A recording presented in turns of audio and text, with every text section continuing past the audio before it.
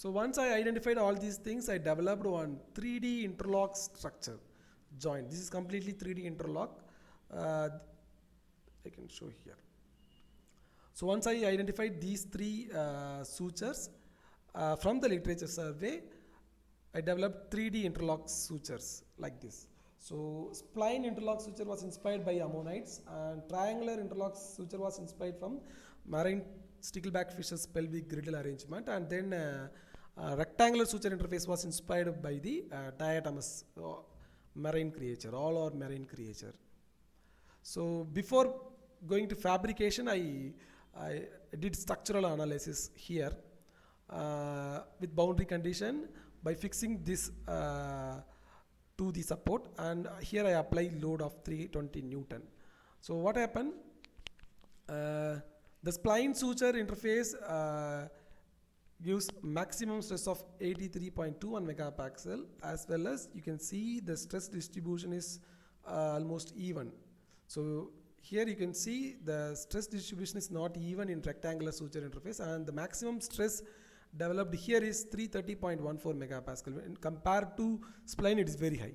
Similarly, here in triangular suture interface also, the stress distribution is not even when compared to spline, but the maximum stress here is 160.707 megapascal. So when compared to spline interlock suture, these two sutures gives maximum stress value. And then I perform deformation also to check the deformation level. Spline suture gives maximum deformation of 3.9 mm, where rectangular suture gives 5.25 mm, and then triangular suture gives 4.96 mm. So from this, what I conclude is when compared to triangular and rectangular suture interface, spline suture interface gives minimum stress value of 83.21 megapascal, as well as with minimum deflection of 3.9 mm. From structural analysis itself, it clearly understood spline suture is going to be the best suture. Anyway, I fabricate all these three different type of sutures. I will tell how I fabricate the suture interface, 3D interlock suture interface. I designed these two components separately in SolidWorks software, and then I import that into a slicing software called Cura. And for that Cura software, part A and part B are independent parts. There are two different parts. So using move tool, what I did, basic tool move, I just embed part A into part B.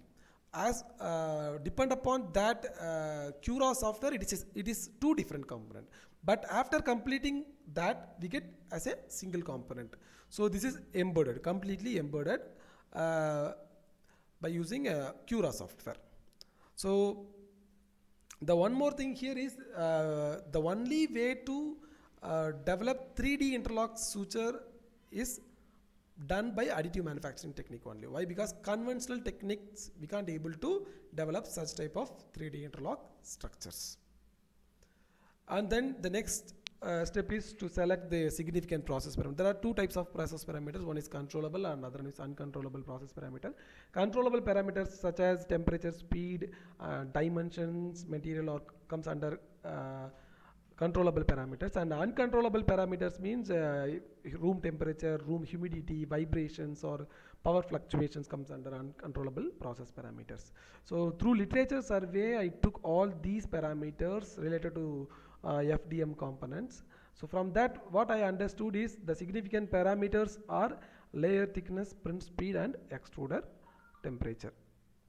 So I took layer thickness, print speed and extruder temperature as the most significant parameter, and then I kept other common parameters such as raster angle, flat build orientation, shell thickness, nozzle diameter, platform temperature, etc. as a constant.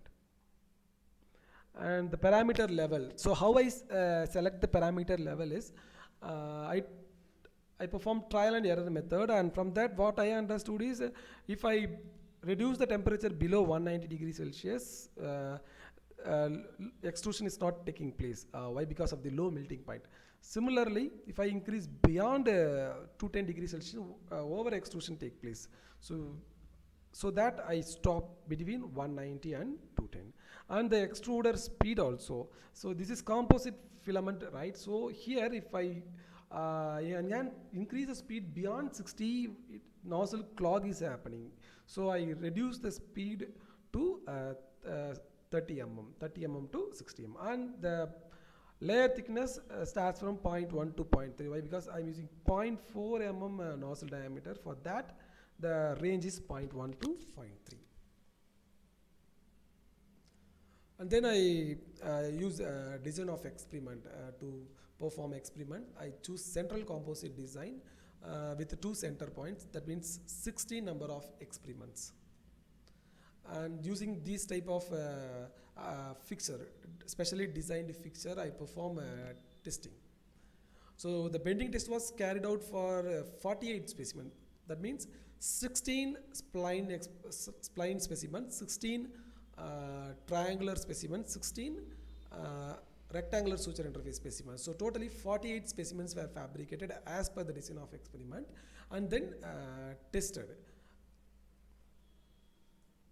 So this is how the final result comes. The samples after testing. This is triangular suture, this is rectangular suture, and this is spline suture. You can see here itself. So this is the value, bending load value, maximum bending load withstanding value of different interlock sutures. So spline.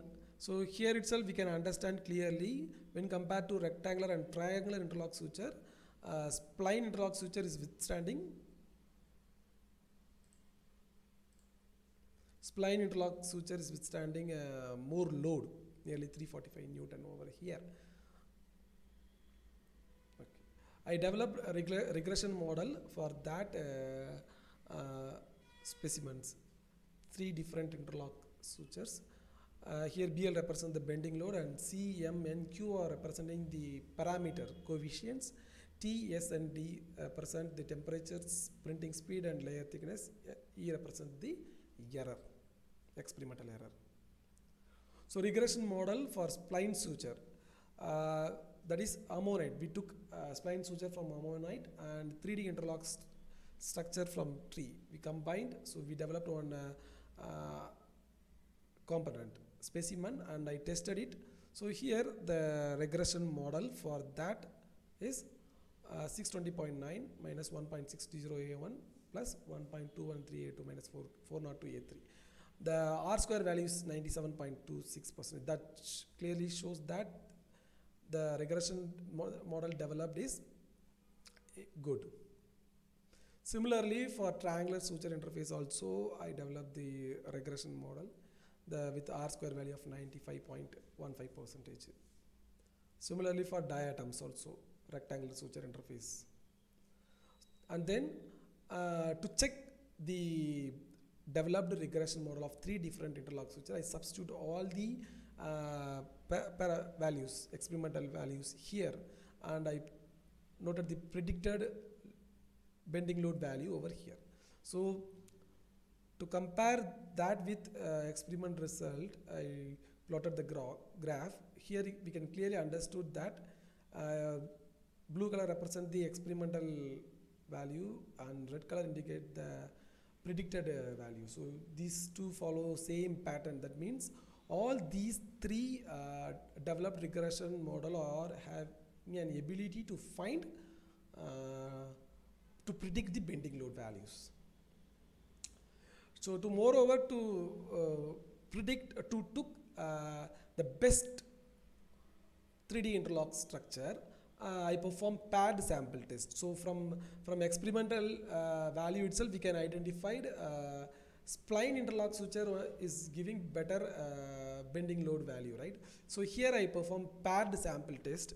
The result shows that the mean value of spline interlock suture gives maximum bending load value. So when compared to other sutures, similarly the correlation between the spline and